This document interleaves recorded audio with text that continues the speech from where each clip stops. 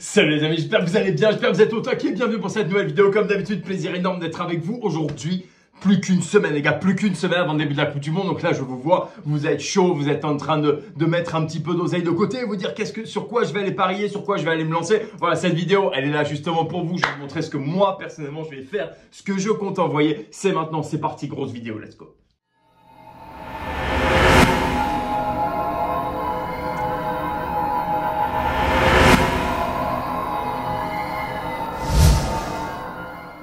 Ok, pour ceux qui ne me connaissent pas et pour un petit peu de contexte, je m'appelle Paul Sussat. Je suis trader sportif professionnel depuis 8 ans maintenant. Je fais uniquement du foot. Je pars pas en sucette à faire du hockey, du tennis, du basket, etc.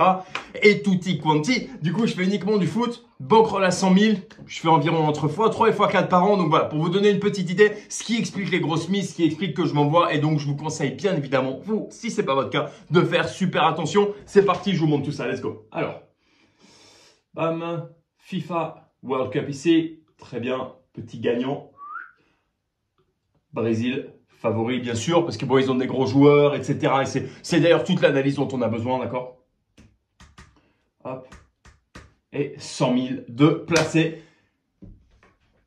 Là, je me demande en toute honnêteté, qui dans la vidéo s'est dit, oui, c'est bon, c'est ça qu'il va faire. Est-ce que j'ai vraiment la gueule d'un mec qui va envoyer 100 000 balles, 100 000 balles juste sur une sélection? Est-ce que j'ai la gueule d'un mec qui va vous envoyer des mails en vous disant oui, j'ai fait mes petits calculs, etc.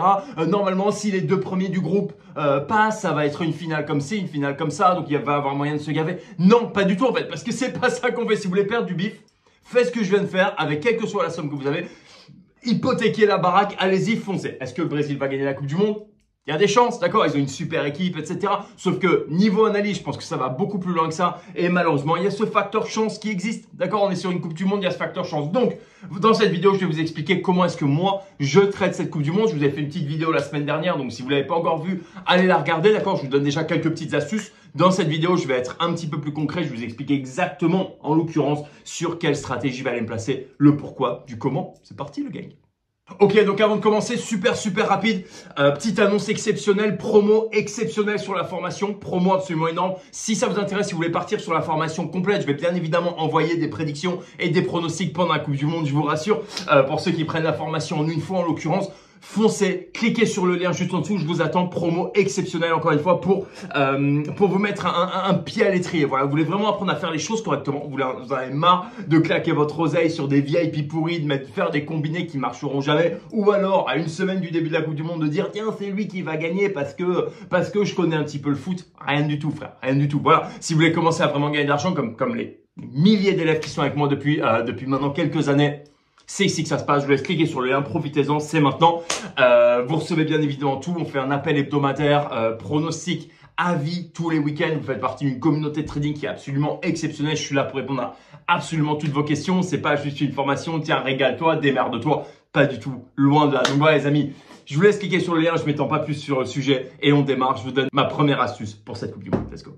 Ok, donc déjà dans la vidéo de la semaine dernière, j'ai dit que je considère qu'il n'y a pas de favoris et qu'il n'y a pas de petites équipes, d'accord? Et c'est vraiment quelque chose qu'il faut que vous mettiez en tête. Ah, effectivement, s'il y a Brésil-Ghana, on peut se dire que bon, les chances sont relativement du côté du Brésil, d'accord? Pour autant, on n'est pas à l'abri d'une surprise, on n'est pas à l'abri d'un carton rouge, on n'est pas à l'abri d'une grosse blessure. Bref, tout ça fait que déjà, on fait pas de pré-match de base, on fait uniquement du live, d'accord? Divisez vos mises par deux. D'accord, divisez vos mises par deux. Ça vaut également pour ce week-end. Pour ceux qui regardent la vidéo en ce petit samedi 12 novembre, ça vaut également pour ce week-end. Parce que le dernier week-end avant la Coupe du Monde, on fait attention, on est prudent. Le but, c'est pas de se cramer. D'accord, le but, c'est vraiment d'y aller prudemment. Donc, de comprendre que, ok, les joueurs vont peut-être s'économiser un petit peu. Les équipes vont peut-être jouer un peu avec le frein à la main. Donc, c'est maintenant qu'il faut faire attention. Il faut être prudent. Il faut être carré. D'accord, super important. Donc, première règle, il n'y a pas de petites équipes. Il n'y a pas de très grosses équipes. On divise nos mises par deux. Le but, c'est pas de se cramer et c'est pas non plus de devenir fondamentalement archi riche sur la Coupe du Monde. D'accord, faire du profit, certes, devenir riche. Peut-être pas bébé, attendre quelques mois, d'accord? Ensuite, bien évidemment, on va chercher une disparité de niveau. Certes, il n'y a pas d'énormes équipes, il n'y a pas de toutes petites équipes. Pour autant, c'est vrai qu'un match, par exemple, Brésil-Ghana, encore une fois, c'est le genre de match sur lequel on va potentiellement aller se placer et sur lequel on va s'intéresser. D'accord? Pourquoi? Parce qu'encore une fois, et c'est au cœur vraiment de mes méthodes, c'est d'avoir cette disparité de niveau.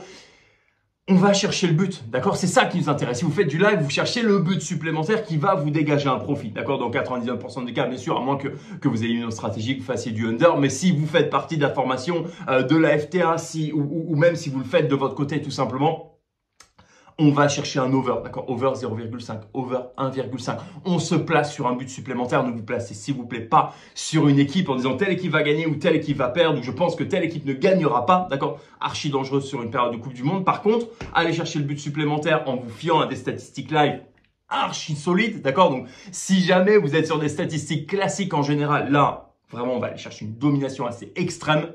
C'est là-dessus qu'il va falloir aller, d'accord? Domination extrême, disparité de niveau. Très souvent, malheureusement, quand les équipes ont à peu près le même niveau, et ça va arriver même sur la phase de poule, on peut terminer sur un 4-4 comme on peut terminer sur un 0-0 bien flingué, bien pourri. D'accord? Et je pense que vous en avez déjà tous fait l'expérience. Parfois, Liverpool, Manchester City, Paris, non, ils n'ont pas l'équipe de même niveau sur le championnat, mais Real, Barça, parfois, ça peut être un match absolument horrible et il se passe rien, d'accord? Donc voilà, c'est exactement ce qu'on va chercher à éviter, ok? Troisième petit point, on ne joue que sur la phase de poule, d'accord? Éventuellement sur les huitièmes, éventuellement, j'aime pas du tout les matchs à élimination directe, je trouve ça vraiment casse-gueule. Par contre, la phase de poule, là, il y a de la place, là, il y a de quoi faire, là, il y a de quoi se gaver, d'accord? Tout simplement. Et enfin, dernier petit point, et ça, c'est pour le coup, c'est quelque chose sur lequel moi, je vais me placer, mais pour lequel il faut quand même de l'expérience. Donc, je vous recommence de faire super attention. Et encore une fois, d'avoir des mises miniatures, microscopiques. Parce que c'est casse-gueule, c'est d'aller sur les late goals. D'accord? D'aller sur les buts en fin de match. Par contre, quand le marché ne les attend pas. Ok? Donc, je m'explique. D'aller parfois sur du late goal quand le favori mène. Et je sais que c'est dur. Et je sais que c'est pas évident à mettre en place. Et je sais que vous vous dites, oui, mais du coup, les probabilités ne sont pas de notre côté. Certes, c'est le cas. Par contre, malheureusement, si le favori a besoin de marquer un but sur une compétition comme la Coupe du Monde avec des liquidités absolument énormes, pour aller trouver une value, les gars, pour aller trouver une cote intéressante, j'entends cote intéressante, minimum risqué 1 pour gagner 3. Bonne chance. Si vous n'êtes pas sur ce type de cote, malheureusement, sur le long terme, surtout avec une stratégie comme ça, vous allez vous péter la gueule, vous prendre les pieds dans le tapis, vous bouffer un mur, bref, peu importe l'expression qui vous convient, c'est malheureusement ce qui est d'arriver. Donc, mon conseil, bien évidemment, encore une fois, c'est casse-gueule, je vous dis pas de le faire, je vous dis juste, surveillez plutôt ce type de match-là, c'est quand le favori mène d'un but. Là, vous allez potentiellement pouvoir trouver une value sur un but supplémentaire, d'accord? C'est là-dessus que personnellement, je vais très certainement focaliser un petit peu mes efforts, que ce soit en première ou en deuxième mi-temps. La deuxième mi-temps vous apportera plus de certitude. Voilà les amis, j'espère que c'est clair. Je vous fais un petit récapitulatif. On ne pose pas d'oseille en pré-match sur le vainqueur de la Coupe du Monde. Je vois des mails de pseudo-traders sportifs qui partent dans tous les sens, qui disent oui, j'ai analysé ceci, cela. Ferme-la, t'as rien compris. Ferme-la, d'accord? Bon, on se place pas sur le favori de la Coupe du Monde. On en a rien à foutre. On ne joue pas les phases à élimination directe. Ok, on va jouer plutôt la phase de groupe. Plus safe, plus de disparité de niveau. Encore une fois, troisième point, on joue de la disparité de niveau. D'accord? On va chercher des matchs sur lesquels le potentiel de but est absolument énorme. Ok? Quatrième point, on divise nos mises par deux. Ok? Divisez vos mises par deux, je vous en prie. Faites super attention, c'est casse-gueule comme compétition. Si des professionnels se pètent la gueule, autant vous dire que pour des amateurs, rien de péjoratif, on est tous passés par là. Ça peut faire très mal. Cinquième point, et ça c'est ma petite stratégie perso, je vais aller plutôt sur du late goal quand le marché ne l'attend pas, d'accord? Parce que je vais aller chercher de la value avec des statistiques en live absolument énormes. Voilà les amis, j'espère que cette vidéo vous a plu. Je vous rappelle, promotion exceptionnelle qui va s'arrêter avant le début de la Coupe du Monde, d'accord? Mon but c'est que vous ayez le temps de voir la formation, d'apprendre, d'être carré, d'intégrer les groupes, de comprendre pour pouvoir y aller, pour pouvoir vous lancer. D'accord? C'est ça mon but ultime. Ok? En l'occurrence, faites super attention. Je vous laisse rejoindre en cliquant sur le lien juste en dessous. Je vous attends. Du fond du cœur, on a des avis qui sont absolument exceptionnels depuis le début sur la Football Trading Academy, sur la formation complète. C'est maintenant les gars. Je vous attends du fond du cœur. Faites-nous confiance. Faites-vous confiance. Les amis, c'est là-dessus que je vous laisse comme d'habitude. Faites attention à votre position. Bon trading. Faites de l'oseille.